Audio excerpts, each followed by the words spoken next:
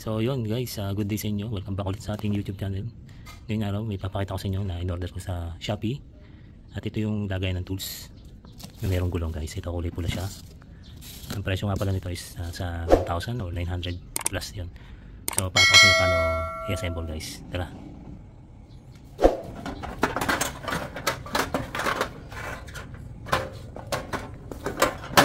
Guys, may kasama siyang lagay ng maliliit na tools o kaya tornilyo. Ayan. Yung sakto lang yung nipis niya. Maganda guys, maganda. Guys, may mga kasama siyang sa handle to, sa hawakan. Ito, 4 na gulong. May ikot siya, may lock siya. May lalak natin. Paano ba ito?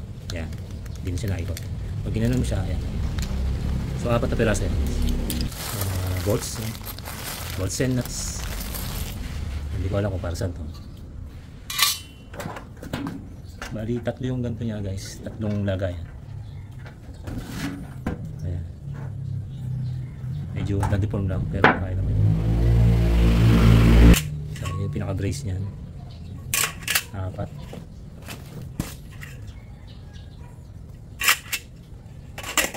Yan na guys, assemble natin.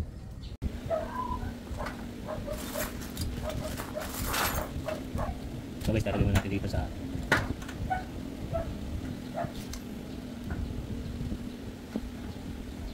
balik pa. So yun, nakakabit na natin yung isa guys, yung isang gulong. Kailangan yung ulo is nasa ilalim kasi naikot to, so parang hindi natama kasi pag ang ulo is nandun sa loob, medyo mahaba na konti, kakalang.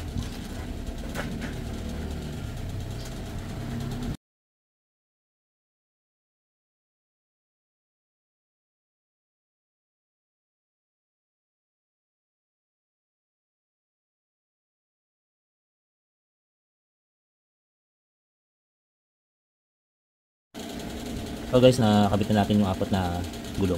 So mapapansin nyo, ito may lock siya. Itong dalawa sa likod is naka-fix siya, hindi siya na-rotate. Ito na-rotate. Ito yung pinaka-front niya. Ayan. So ikapitan natin yung mga brace. Ito yung pinaka parang poste niya, brace sa 4 na sulok. Dito nyo lang kakabit. So itutornilyo lang natin. Ayan.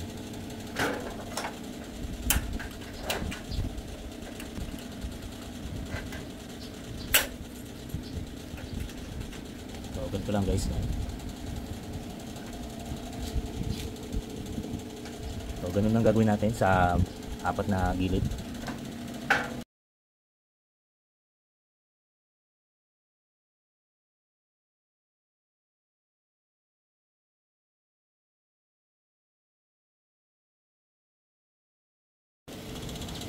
So ito guys, nakakapit natin yung 4 na bracket o brace. Hindi pa natin siya nahigpitan yung mga bolts niya. Lalagay pa natin yung pangalawang layer.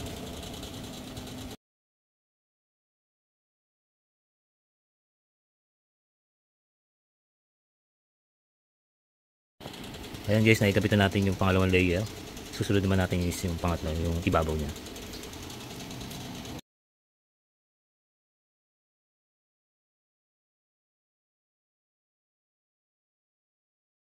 So yun guys, nakikapitan natin yung pangatlo, yung pinakaibabaw na layer. So yan yung forma niya, pero maglalagay pa tayo ng hawakan doon. As yung parang yung lagay ng mga tornilyo. Ayan. So yun, tara guys. So ito guys, meron siyang dito. Ikakawit nyo lang dito sa gilid. O kahit saan yung lagay, dito sa side, lagay dito sa harapan. Ba, dito natin lalagay. Pag ito lang yan. Ayan. Okay. So doon naman sa dulo yung pinakahawakan niya. Ito yung pinaka-handle guys. Ayan. Pasok nyo lang yung pinakatubo rito.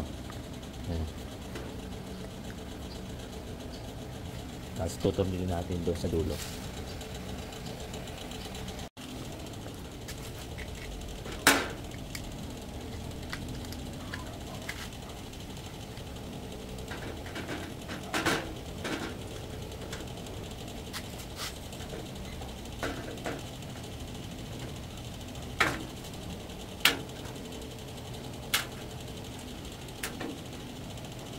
yun, ikabit na natin yung handle bar.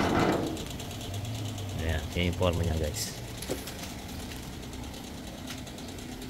Nakakat lang to.